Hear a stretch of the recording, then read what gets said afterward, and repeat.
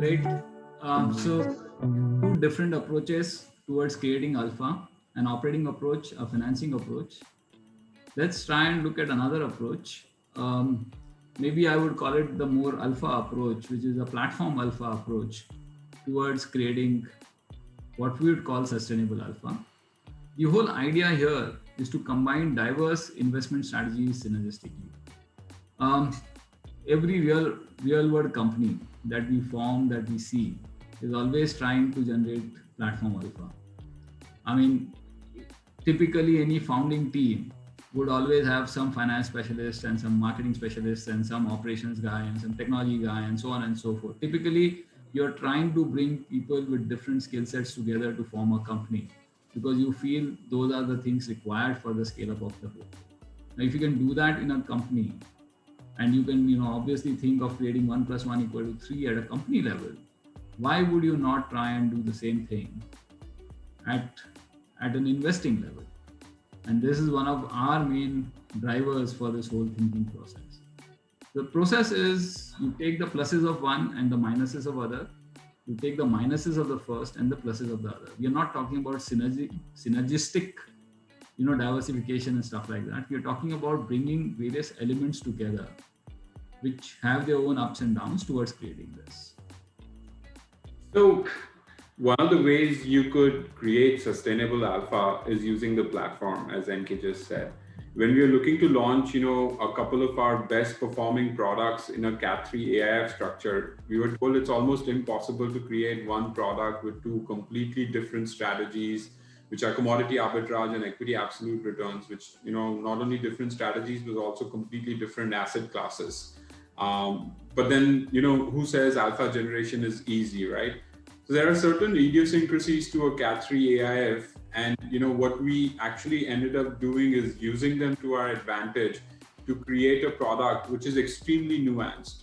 And this is not something we actually get into detail usually when we talk to investors, but this is a great opportunity for us to showcase how the platform can actually be used to create alpha in the most unique manner. So what were these issues? One of the rules laid down for a Cat3 AIF is that no individual security or investment can be more than 10% of the entire portfolio. This meant that if we wanted to launch a fund focused on only commodity arbitrage, we'd have to deploy capital in minimum 10 commodities at any given point of time.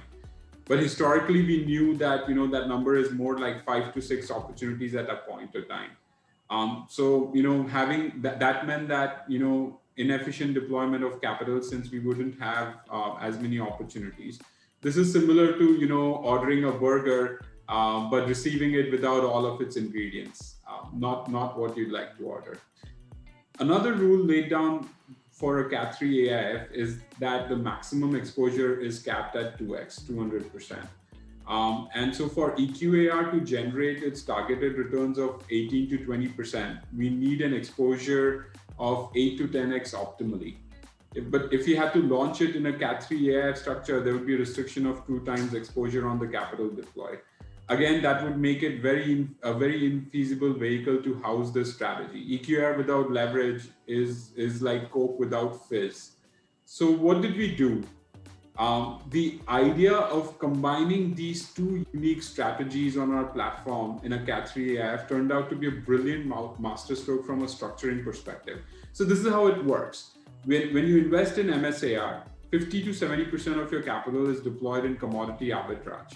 And since it's an arbitrage strategy, the net exposure there is zero.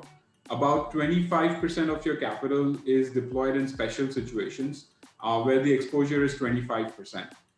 That effectively leaves 175% exposure for 15% of capital, which is approximately 8.5 times for our options trading strategy within equity absolute return, which allows it to generate the 18 to 20% annualized returns that it does, and allows commodity arbitrage to continue doing what it does, which is generate the steady eddy returns of 4 to 5% on the capital that's deployed, 8 to 9% annualized.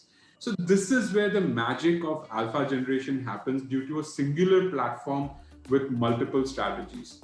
Now that's a happy deal for sure. And then add to that a toy on the Happy Meal, that is the risk diversification with two completely different uncorrelated strategies. It's a great deal for sure. We'll cover more of the risk diversification in the Sigma hour. But the platform alpha allows us to generate gross returns of 13%. And if you look on the next slide, you'd see that the returns that are generated, the returns that are generated are due to the platform alpha much higher compared to the benchmark.